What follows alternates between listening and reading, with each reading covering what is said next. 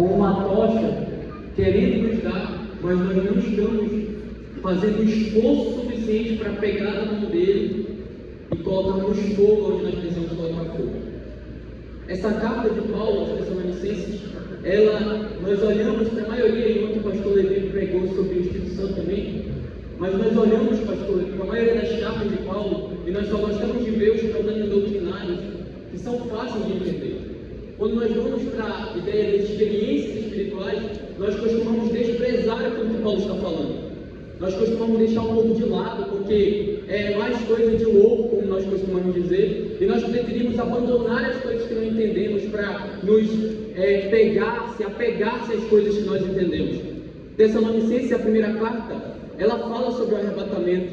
Sim, ela tem problemas doutrinários, mas a preocupação de Paulo está exclusivamente exposta nesses versículos finais. E não é que não esteja nos outros versículos, está também. Mas não é somente isso que Paulo se preocupa.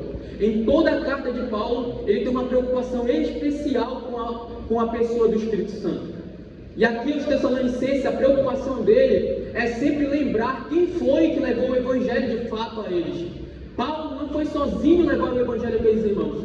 O versículo 5 dessa epístola diz que o Evangelho de Paulo era em poder do Espírito Santo. Paulo diz aos irmãos em Corinto a mesma coisa, porque a nossa palavra não chegou até vocês com a sabedoria humana, mas no poder do Espírito Santo. Paulo vai dizer aos Gálatas no capítulo 3, os versículos 1, 2 e 3, que o Evangelho agora que eles querem se aperfeiçoar na carne, não foi o Evangelho que chegou a eles, porque o Evangelho que chegou a eles foi o Evangelho do Espírito Santo, em milagres e prodígios e maravilhas. Então Paulo, em todas as epístolas, irmãos, ele está preocupado com a pessoa do Espírito Santo. Ele está preocupado com o relacionamento do povo de Deus com o próprio Deus. Nós temos que entender que o sacrifício de Jesus, ele foi porque Deus queria colocar a presença dele entre nós. Breno, e era para salvar, com certeza, mas principalmente para que a sua presença estivesse em nós. O homem só está perdido porque não tem a presença, não há vida longe da presença de Deus. E o desejo de Deus sempre foi que nós estivéssemos em sua presença. Vocês serão meu povo e eu serei o seu Deus. Eu estarei em vocês e vocês serão meus filhos e eu vos serei por pai. É o que Paulo vai dizer aos Coríntios.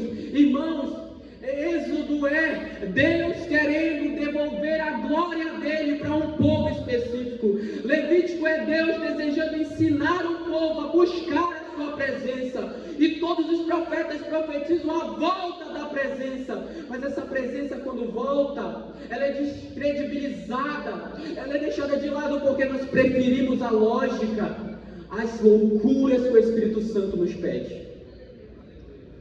Irmãos, há coisas que Deus faz que nós não podemos e não temos como entender.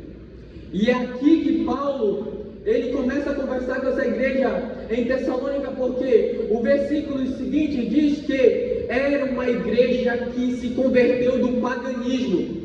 Em Atos capítulo 17 fala só dos judeus, mas Paulo, na sua epístola a eles, diz que eles se converteram do paganismo. E ele vai ser claro em dizer assim: vocês foram convertidos dos ídolos mudos ao Deus verdadeiro, de forma que a palavra do Evangelho soou através de vocês, e não é necessário que nós preguemos mais na Macedônia e em toda essa região, porque todos ouviram o Evangelho através daquilo que foi feito na vida de vocês. Irmãos, a igreja está falindo quando nós precisamos gritar em alta voz que nós estamos vivendo no poder do Espírito Santo. Quando nós estamos vivendo no poder do Espírito Santo, toda a sociedade sabe, porque toda a sociedade prova a presença do Espírito Santo. Se nós temos que toda hora estar dizendo que somos cheios, então não somos cheios, então não temos Ele, porque quando Pedro chegava, a sombra dele curava, irmãos.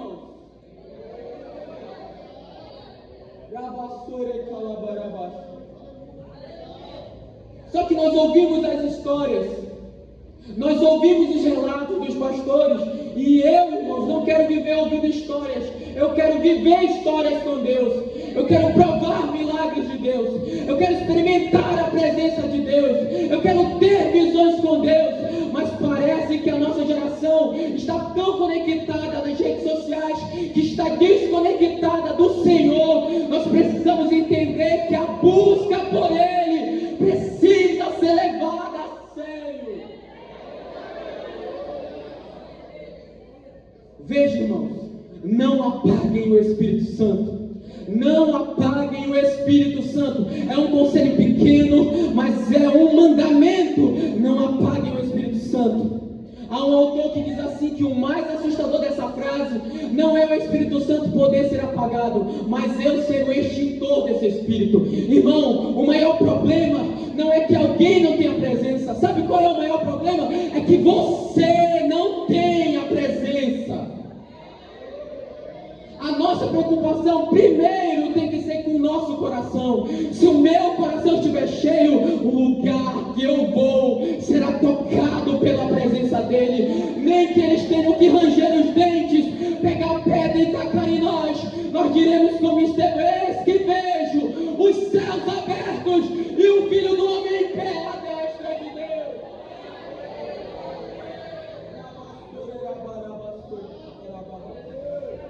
Eu não estou numa apresentação, irmãos. Eu não estou fazendo uma performance. Eu não quero que vocês lembrem de mim. O que eu quero é que os irmãos dessa região queimem de verdade, para que nos dias de festa não seja em vão, para que o dinheiro que o pastor está gastando na alimentação não seja em vão, irmãos. 2 horas, 3 horas, 10 horas, 15 horas de viagem, a sua vida será em vão se você voltar da mesma forma e não provar da presença do Espírito Santo. Essa igreja é uma igreja que foi fundada no poder do Espírito Santo. Só que veja o que está escrito em Atos capítulo 17, irmãos. Quando Paulo chega a Tessalônica e os judeus descobrem, eles juntam pessoas, eles provocam um tumulto, eles atacam a casa de um homem à procura de Paulo e Silas. Só que chegando lá não encontram. Eles tiram os irmãos de lá, levam as autoridades gritando: estes que promovem tumulto em todo o mundo chegaram aqui também. Estes que promovem tumulto, pastores, chegaram aqui também. A palavra tumulto aqui é anastato, que significa virar de cabeça para baixo. Veja que eles não acharam Paulo, não acharam Silas, pastor Gesiel. Eles acharam um homem cristão e alguns outros homens de sua casa.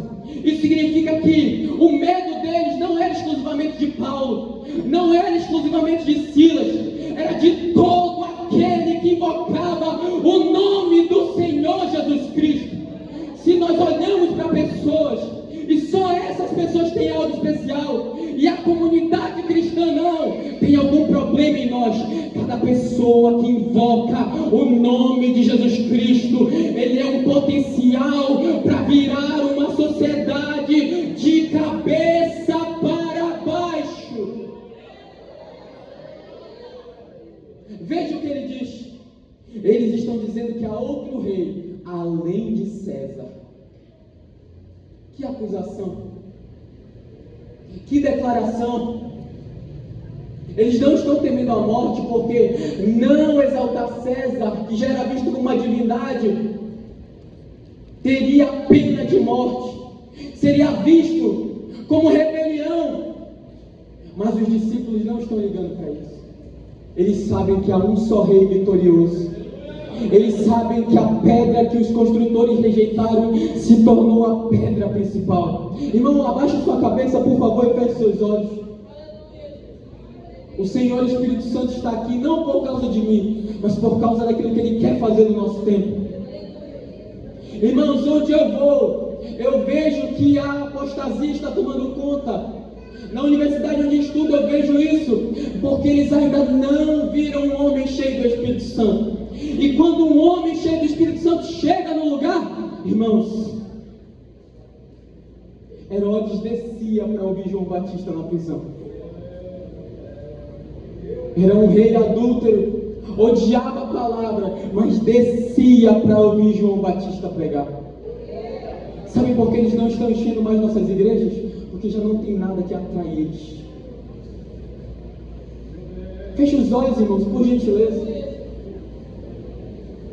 Isso é uma responsabilidade individual. Mas Breno, meu líder, mas Breno não sei quem mais, mas Breno é a minha igreja. Irmão, pelo amor de Deus, deixe de responsabilizar outras pessoas. É você que não tira mais uma hora de oração, você não tira 15 minutos para a palavra.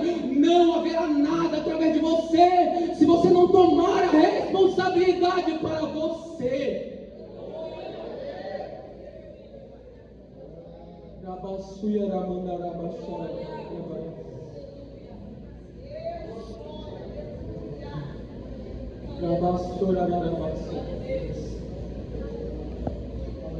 Nós, irmãos, cremos, eu creio, que quando nossa geração chegar em algum lugar, eles vão dizer: será que eles são igual àqueles que estão causando tumulto em Belém?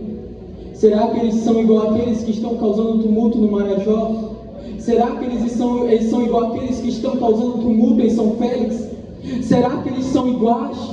Será que eles pregam no poder do Espírito? Será que há mudos falando? Será que há cegos vendo? Será que eles falam e parece que a palavra deles fere o nosso coração e nós gritamos o que nós podemos fazer para ser salvos e nós diremos a ele: arrependam-se, arrependam-se.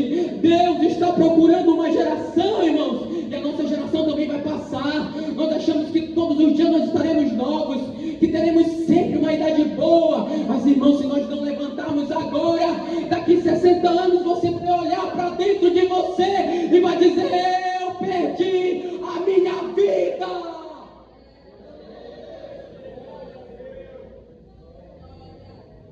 Eu não quero que isso aconteça comigo. Eu não quero que isso aconteça comigo. Eu não posso aceitar isso. Eu não posso aceitar viver uma vida normal. Enquanto eu ouço a história de pessoas que oravam a noite toda, porque o Espírito desce sobre elas, e elas nem conseguem parar de orar, eu não posso viver uma vida normal. Enquanto eu leio a história dos patriarcas dessa igreja, que lá em outro país, um homem falou a nossa língua e disse: vocês vão para uma terra que fala esse idioma. Eu não posso me contentar a viver uma vida comum. Se há pessoas, irmãos, que até os lenços curavam e os aventais curavam, eu não posso viver uma vida comum. Se Pedro, num sermão, ganhou quase 3.000 almas para o nosso Senhor, eu não posso viver uma vida comum, irmãos. Se a Bíblia diz: não apague o Espírito Santo, se a Bíblia diz: é possível viver igual eles viveram, é possível provar o que eles provaram. Irmãos, há nesse tempo 2 tipos de comunidades cristãs. Há a comunidade cristã que tem nome de pentecostal, veste roupa de pentecostal, mas não vive como pentecostal, porque não vive dons espirituais. E há comunidades cristãs, irmãos, que parece que não se vestem como nós, não falam como nós, mas fluem mais do que nós. Nós temos que lembrar que nós precisamos buscar, que não virá dos pais para os filhos, nem dos avós para os netos. Nós precisamos buscar, nós precisamos orar, nós precisamos alimentar a chama, nós precisamos tirar a cinza. Irmãos, Paulo diz: não apaguem o Espírito. E nesse mesmo capítulo, ele vive experiências extraordinárias. Só que a vida de Paulo, irmãos, ela não era uma vida comum.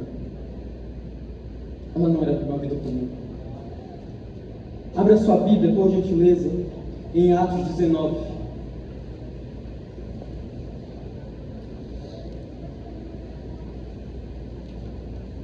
Porque Paulo, ele fez questão de escrever: não apague o Espírito. Será que Paulo, ele sabia de algo que nós não estamos entendendo? Eu tenho certeza que sim. Atos 19. Uma igreja pagã, uma igreja envolvida em feitiçaria, uma igreja que tinha o templo de uma deusa. Sabe o que um homem faz nessa cidade? Ministrando na escola de tirano durante 2 anos, feiticeiros de toda a região se unem. Vamos queimar os nossos livros de feitiçaria. Por quê?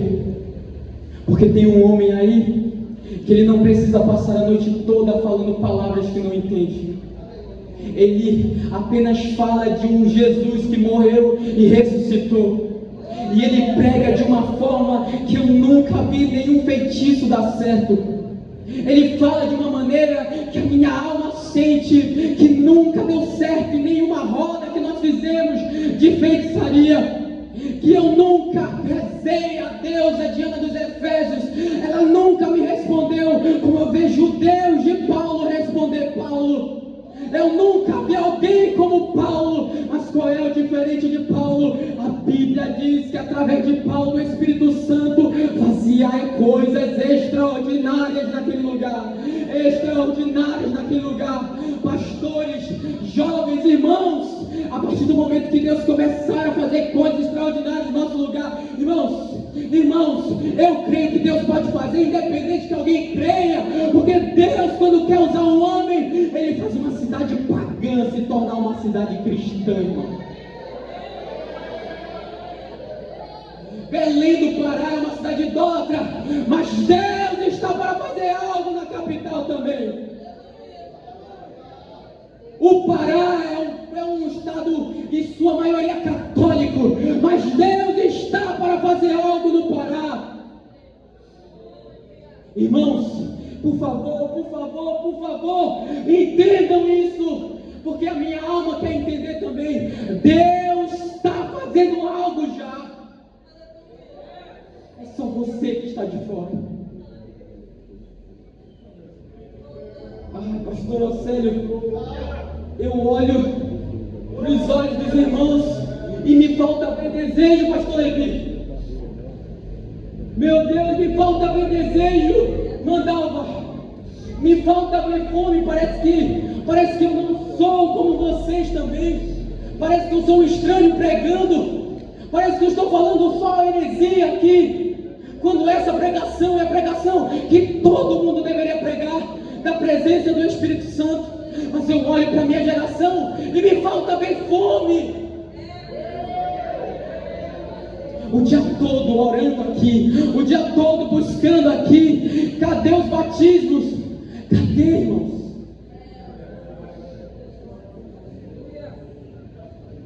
E eu fico desesperado, porque quando eu me converti, irmãos, em 5 dias eu fui batizado com o Espírito Santo. Porque eu disse para Deus: se eu não sentir o que eles sentem, eu não continuo na tua presença. Porque eu não conhecia a Deus, e por isso eu fiz essa oração. Mas veja, irmãos, depois que eu provei dele, eu nunca mais desisti de buscá-lo. Nunca mais. O que Deus pode fazer com alguém que se entrega totalmente em suas mãos? Era a pergunta de um pregador famoso. O que Deus pode fazer através de um jovem que se coloca à disposição do Senhor? 2 jovens moráveis, certa vez, estavam para evangelizar um local que tinha um senhor de escravos, uma ilha distante. Mas para chegar até essa ilha eles precisavam pegar um barco. E esses jovens queriam ser missionários, evangelizar esse local. Mas o dono daqueles escravos disse que não levaria nunca um missionário, ou um pastor, ou um pregador para aquele lugar. Eles falaram: não tem problema, nós nos vendemos como os teus escravos. Nós nos vendemos para servir a tua fazenda, para servir a tua propriedade, mas nós queremos lá pregar a palavra do Senhor. No barco, quando eles estavam indo, o dono do lugar não quis nem pagar a passagem deles. Sabe o que eles fizeram? Reuniram a igreja, falaram: vamos fazer isso. A igreja apoiou, a igreja pagou, e eles foram. Quando estavam à distância, os irmãos chorando, eles se abraçaram, choraram e disseram: Cordeiro é digno de receber a nossa recompensa. O Cordeiro é digno de receber a nossa vida. Nunca mais viram eles. Nunca mais viram eles. Nunca mais viram aqueles dois jovens irmãos. Quantos dos irmãos aqui fariam isso? Porque nós precisamos orar como os moráveis oravam. Eles fizeram um relógio de oração de 24 horas por dia que durou 100 anos, irmãos. 100 anos. Foi o maior movimento missionário de uma comunidade. Nós temos herança deles. A Rua Azusa foi assim. Os registros eram que muitos negros moribundos e alguns ricos burros se reuniam para orar em um lugar e ouviam gritos e choros e coisas quebrando, mas foi o maior avivamento pentecostal da história, irmãos. Foi o maior avivamento pentecostal da história. Peço perdão aos irmãos por isso. Mas o que eu quero dizer, irmãos, a vocês é que eu não posso fazer nada para você viver isso. Não posso. Não posso fazer você viver uma experiência do Espírito Santo te falar de madrugada. Amanhã, fale com aquela pessoa e diga a ela isso, isso e isso. Não posso obrigar você a experimentar ganhar almas. Não posso obrigar você a experimentar viver imergido no Espírito Santo. Mas o que eu posso fazer é convidar. E é a única coisa que eu quero propor, irmãos, um convite solene. Se você nunca provou a presença do Espírito Santo, é a nossa oportunidade de juntos provarmos a presença do Espírito Santo. É a nossa oportunidade de não apagar o Espírito Santo. É a nossa chance de sair daqui para fazer alguma coisa para o Espírito Santo. Irmãos, mais uma vez eu quero pedir para vocês baixarem suas cabeças. Eu não quero usar de emocionalismo, irmãos. Porque tem gente espiritual aqui e a gente não precisa provar nada a não ser o nosso coração diante de Deus. Mas o que eu quero é pedir em especial ao Espírito Santo que ele se mova agora sobre nós. Breno, mas eu não quero falar alto, eu não quero gritar. Se você quiser, se você não acreditar, você pode ficar calado. O Espírito Santo virá sobre nós agora.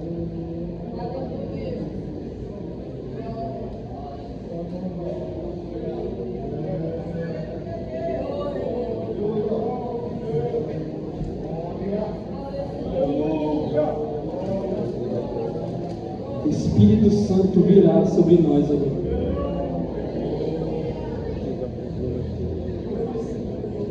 Corações endurecidos agora serão quebrantados em nome de Jesus. Pessoas que nunca provaram a presença dele serão tocados agora em nome de Jesus. Pessoas que sequer creem naquilo que eu estou dizendo serão tocadas também agora em nome de Jesus. Pessoas que sequer, desejam falar em línguas estranhas serão tocadas pela presença do Senhor em nome de Jesus.